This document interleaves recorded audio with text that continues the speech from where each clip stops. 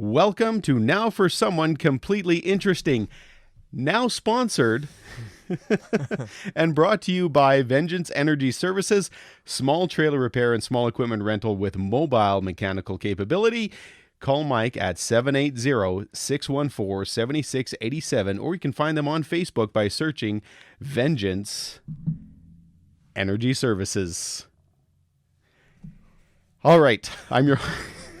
This is new territory for me. Hey, this is great. a special episode. That's great. I'm your host, Ben Poulin. Rejoining me today, take two, or is it chapter 2? Chapter 2, part 2. Filmmaker, actor, fellow podcaster, parts manager at St. Paul Dodge, and now officially a published author, Tyler Sunt. So welcome back to Now for Someone Completely Interesting. Thank you once again for inviting me back to your beautiful Teabag Tavern. Teabag Tavern is Cheers. always happy to see you, buddy. Cheers. Here's to Vengeance Energy Services. Absolutely.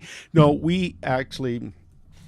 this is kind of becoming a thing now, which is what I'm excited about. My podcast is now you're, I think, the third person I've brought on for the second time, third or fourth. Okay. I find it flattering because it's like, okay, you had a good enough time the first time that you came on and that you wanted to do it again, and you actually said, hey, we got to do another one. Yeah, for good reason too. So this is the reason. You're now published. It's a book, The Evil That Came from the Sky. So it's not like you went to a big publishing company. So tell us a little bit about let's go into how the story came about. Don't ruin it for me because I just started reading it. Okay. So don't talk too much about the you can give us like the back overview and everything like that, but let's go. How does the idea? How do you write a book? How do you write a book? Well, it started when I was in grade 3. I was inspired to write as part of a project in grade 3 about, I can't remember what the theme was, but I remember writing this book. My grade 3 teacher, Lois Bouchard, who's she's a retired teacher, and she was one of the first people that bought this when it came out. This is all basically because of her. So I wrote this short story in school. I don't know what it was called. I think it was called The Alchemist or something. It was this. I was playing a game on our Macintosh computer. It was black and white, tiny little screen. It was like a 12-inch screen. And I'm playing this game, and this guy can make potions that can do stuff. Like he can throw a potion and it can melt people. He can throw a potion and it can heal people. He can do this and whatever, right? So I'm like, oh, cool, okay. So then I wrote this story about an alchemist whose wife dies because she gets really, really sick and then dies. And then he's really, really sad about it. So he creates a potion that'll bring her back to life. So he makes a potion, makes her drink it. She comes back as a zombie and eats him. And that's the end of the story. There's more to it. So the teacher first asked me, is everything okay at home? And I was like, yeah, everything's great at home. And she's like, well, it's a dark little story, but to come from a mind, this young to come up with something like that, she's like, you need to pursue this writing thing because it was really good and she really liked it, and she always inspired me to write, even though it may not have been very tasteful stuff, or it might have been a little weird or a little dark or whatever, but yeah. There's always a zombie theme. We talked about this last time because with the movies you like to create, there's always seemed to be that underlying. And I think zombie movies, you said, was your kind of favorite, your genre of movies. Okay. It's not even really a question. I'm pretty sure, like, if I was to pick a movie, and it had zombie theme in it, it's just going to get, it's a biased opinion. It's just going to be. So this book itself, where does the idea come from? I mean, the synopsis is here, there's basically this foreign object falls from the sky and then all hell breaks loose, basically. Right. So I obviously love the zombie genre. So it's kind of got the same idea of that. That's what's going to kind of happen. And I also love sweeping epic stories set in medieval times.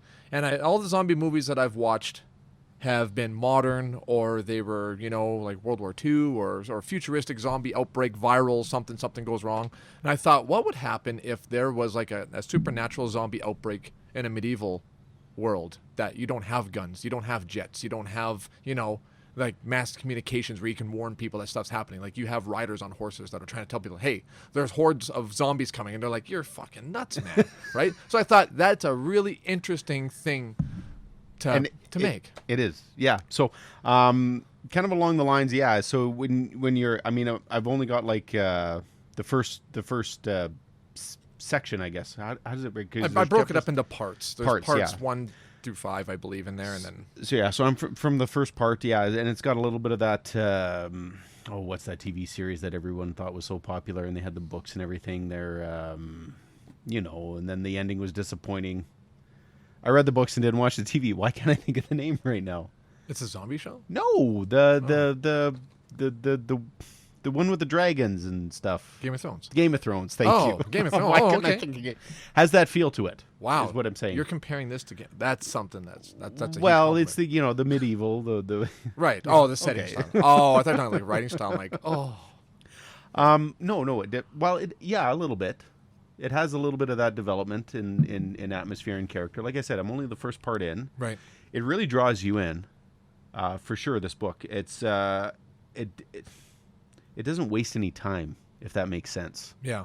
Do you ever find that with some of the books you read and you just want to get into it? It's like, why are we talking about Yep. this? And I know some people like for character development or setting the tone, and then in the long run, it doesn't really matter anyways. Did you have any of that in your... Growing up, when I read Stephen King really loves to draw a very perfectly crafted picture of where we are and what's happening and the backstory to it all.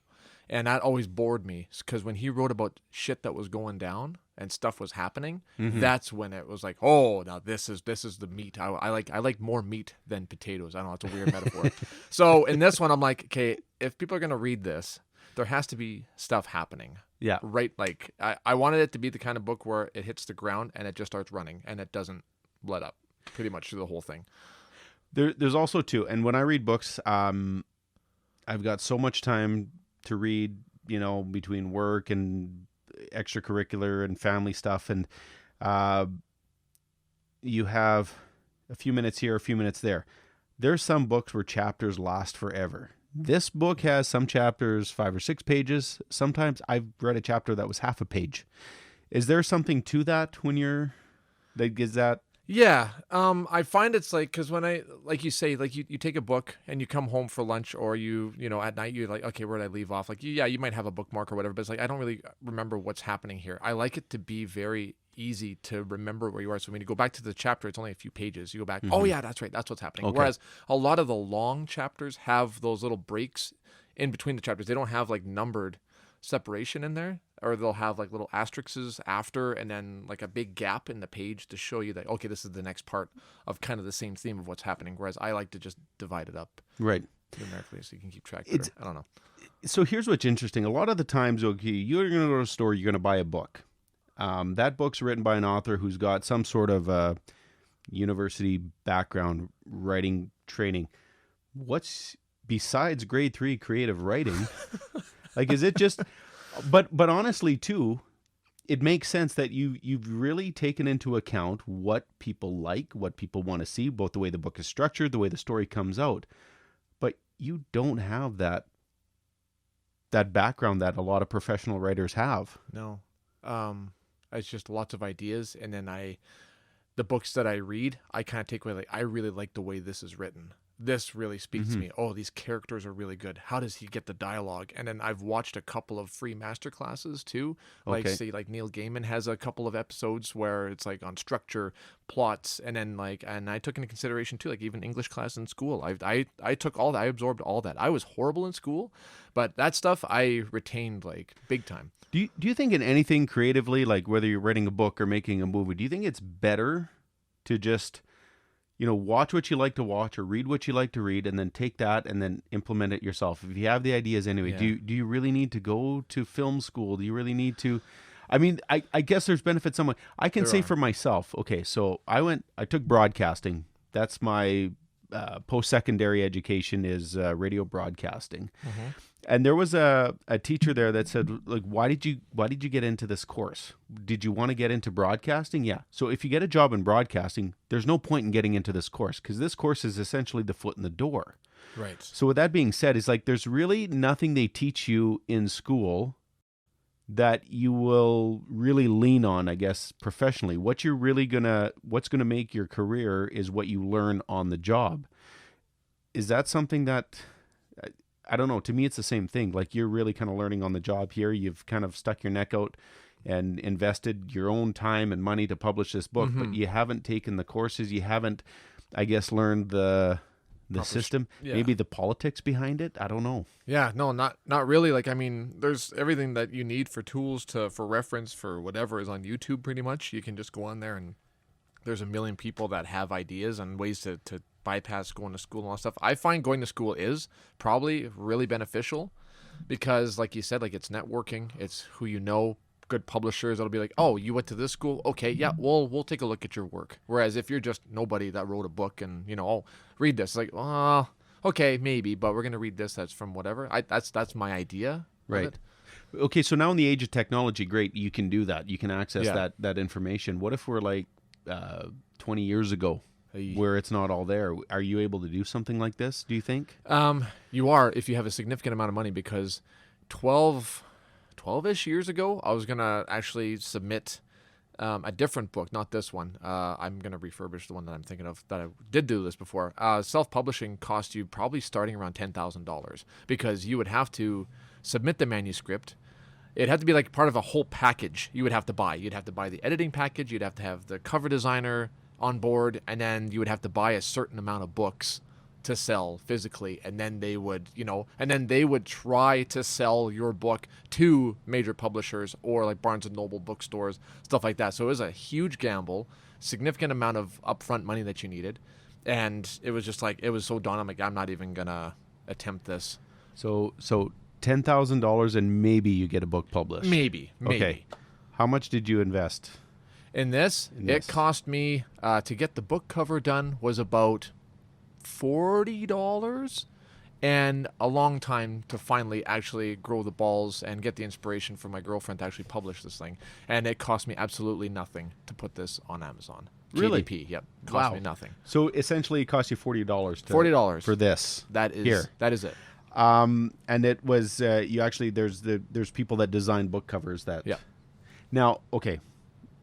Just popped in my head. So the person that designed the book cover, did they read the book? No. They just said, what do you want me to do? Okay. What format are you going for? Are you going paperback? Are you going hardcover? Or are you going ebook? What's up? And I said, well, you know what? Why don't you just do one that's going to format to all three of those things? Because I'll try all three. And what I can tell you from what I'm looking at the cover of the book here is that basically this is the first few pages of the book is what's described on the cover here. Pretty much. Did you have to tell this person that, okay, this is what I'm thinking, and then they submit that back to you and you say, this is what I want in the okay. image. I want a little boy and a girl on there and blah, blah, blah. I told her kind of the gist of the story. Like I gave her like a basic rundown of what's happening, but like in the first chapter. And that was it. And she came up with it, and I had to get her to reconfigure a couple of things, but that's it. And this is how so from $10,000 to $40, and you can publish a book. Now, that doesn't mean that it's 100% perfect. So you went through this book how many times? Oh, I don't know how many times. Yeah. And then can you just illustrate this? Yeah, a good friend of yours who's read the book. Yep. And one of my best friends read the book. And she said, "Hey, like not to offend you or anything, but I noticed a couple of errors on there." And she's like, "Do you mind if I just mark it down on there? I'll buy another book from you." She says, "I love the story. It's so good. She got through it in 2 days. She just loved it. She burned through it really fast. But she left all the page numbers where she made some corrections here." And I looked at it, I'm like, "Holy shit!" And it's all very minor stuff. Like I did spell check, I did all that stuff. There's no spelling errors, but it's grammar, punctuation, and stuff like that. So it's not like anything detrimental, but it's like, oh. Well, yeah, one thing I noticed, you were talking about a female character and you said he or his or something like that. But very minor stuff like that. So is this a tool like this avenue then? Is this something you think that for aspiring authors to get their work out there, to get their work noticed, is this a better avenue than it was from spending $10,000? Considerably. Absolutely. Or is it flooding the market with a lot of white noise, I guess? Well, there's definitely a lot of that too. I've noticed. Well, not that I'm not bragging. I'm by no means even remotely close to the grandeur of like Stephen King or any of these guys, right? But I mean, I don't know, Tyler. I feel like this book is gonna be like you're gonna spend the money to buy it and to read it, and you'll be like, I enjoyed that. I need to read the second one. There's a second one. Oh, yeah. Oh wait, no, maybe that's why we're doing this too. Maybe right? that's why. Yes. But yes, there is definitely a lot of white noise out there. Like a lot. And actually, a lot of people are taking advantage of how easy it is and being very devious about it too. So they're publishing a cover and selling books for like, say, $1 online. And there's nothing in those books at all. Like blank pages or just garbage on there. And they're making like a whole bunch. They know how to work the market. They know how to get fake ads out there and draw people in. Oh, it's only $2. Sure, I'll buy it. And you got 1,000 people thinking the same thing. There's $1,000 right there. Not that we're a political show, but it reminds me of a joke. It's like that book, the cover that says, "This is the book of what Justin Trudeau has done for Canada," and then open up. It's all. Sorry, okay, I digress. No, pretty much. Pretty much.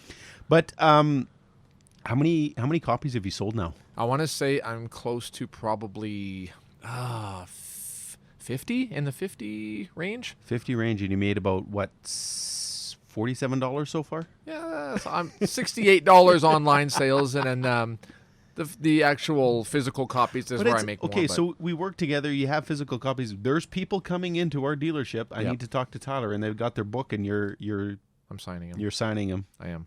Well, is this something that can lead to then a professional company or a professional publisher, I should say, picking up and saying, "Well, we can do a better job of selling this"? Like if it gains a little bit of traction, or is somebody going to read this and they re-edit it, and then you're in the real business? Then is that? Have you ever heard of that happening with kind of an amateur author, I guess we Like could say at this point? A self-published author. Sorry, but thank you. Is what yes. they would be Yeah. considered. But not that I've heard.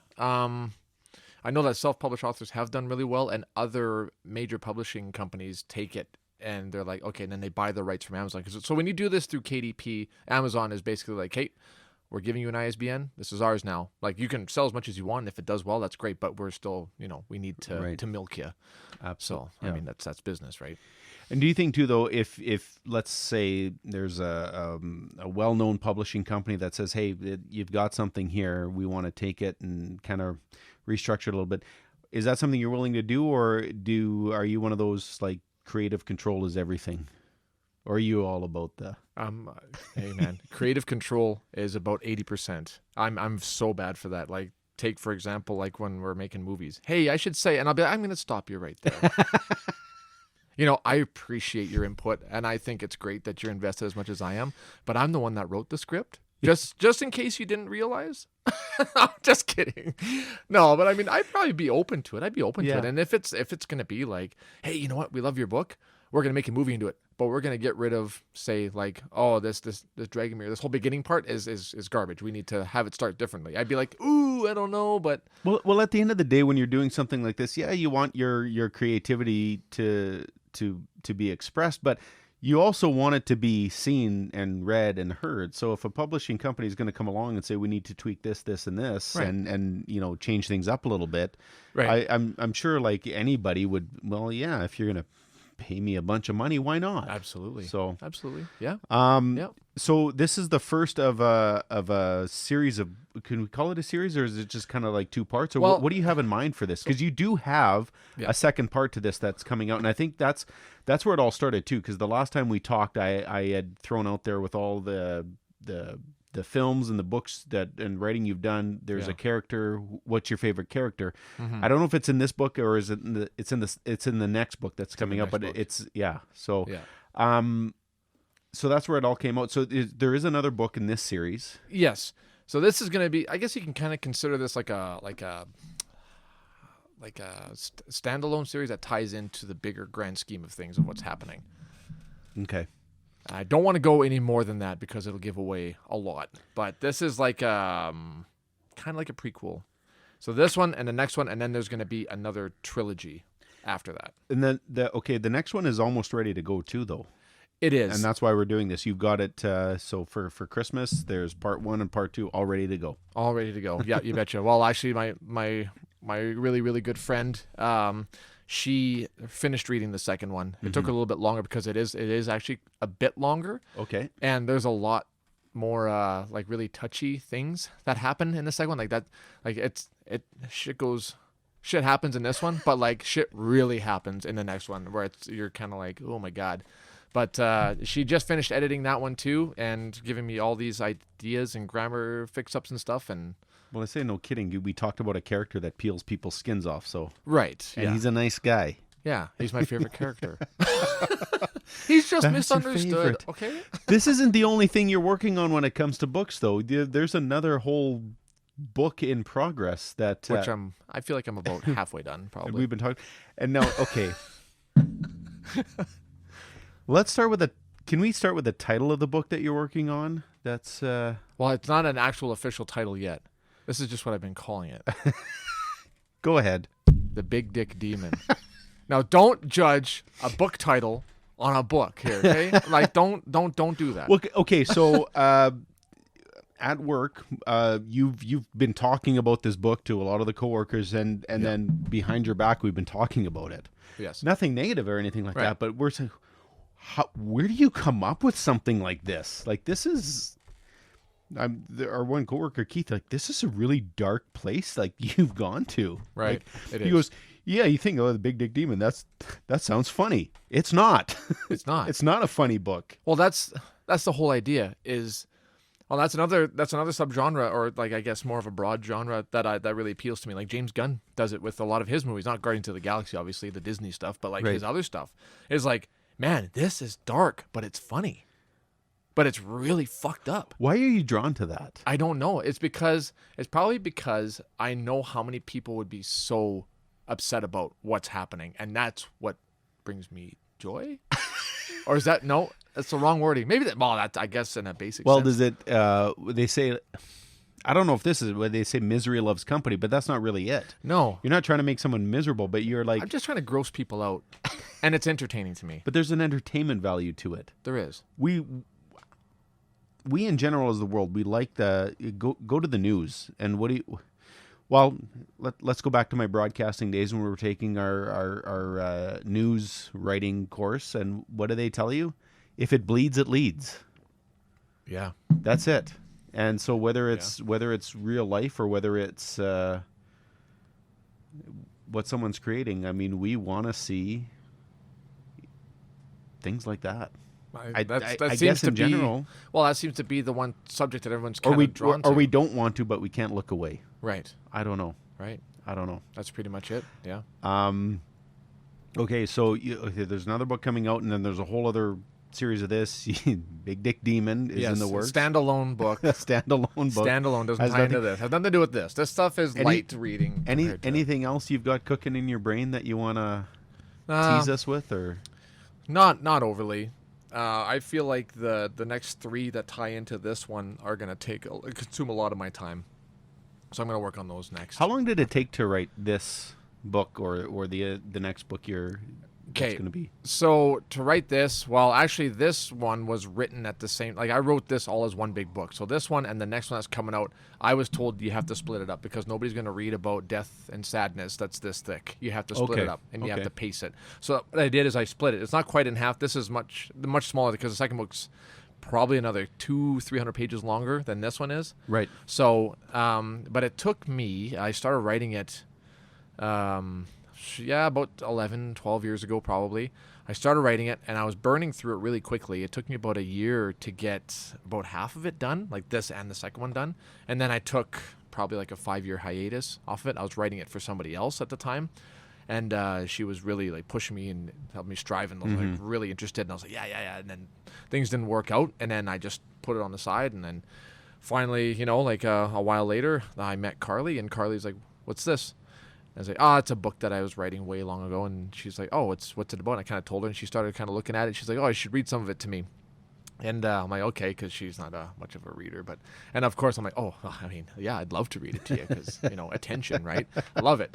So I was reading it, and she's like, you need to finish this. You have to finish this book. And then, so overall, writing-wise, it took me probably about a year and a half, maybe 2 years in total to write all this. But it sat for a while. It did. Yeah, it sat for 5 years. But overall, writing-wise, it took probably about 2 years because I'd do the research, find out how castles work, what things are called, how Really? governments work. I had to create like a whole governing system, and I had to create like a map of where everything's happening and all You this mean stuff. you just didn't write what you thought it was? No, because it's Oh. way more. It's significantly more complicated than that. I did start doing that, and I'm like, okay, there's plot holes everywhere here. Like I'm actually really impressed that you took it to that level. I had to. I I had to guess, have yeah. a roadmap, and like I didn't do that with the characters. Which I'm actually surprised I didn't do, because I had plans for some of the characters, and when I was writing, they tripped and got eaten or something happened. I'm like, this sucks, but I'm gonna leave it. Fuck it. Really? Yep. Like you didn't have control over that almost, the way you just Kind of. articulate that. I get lost in the moment of the scene Yeah. that's happening, and I'm just like, I'm just gonna write this out and see where it goes. I'm just like, because in my head it's like, Kate, this is what's gonna happen. It's like, no, but that's predictable. No, I'm just gonna Right. have something else happen, or he decides to make a different choice, and Kind of Game of Thrones-ish. I guess, yeah, He liked killing people that were popular with the readers and Right. with the fans. Right. But that's, yeah, so you actually write in the book, which I do suggest you go on. How do you get the book? You go on Amazon? yep. And, You can go on Amazon and you can order it on there. Yep. and you did, for Carly, who told me to get this thing published and share it with the world. Yes. Small world so far, but I don't know. It might. hope so. It's got all the potential there. Like it's yes, we can see the little, you've got the list of the small grammatical errors and everything. It's so minor into the grand scheme of things. Like this is it's like a professional book, which is why I need I haven't had the chance yet, because I received the book at home and I haven't brought it to work yet. So could you please here on this podcast autograph it for me? I would be delighted to. And make sure you tell everyone where you're rating it. Okay. To Uncle Ben. All the love. Thanks for being a what did you call me at work? Oh, being a fair salesman. Yeah, I always say keep up the fair work. A fair salesman and an amazing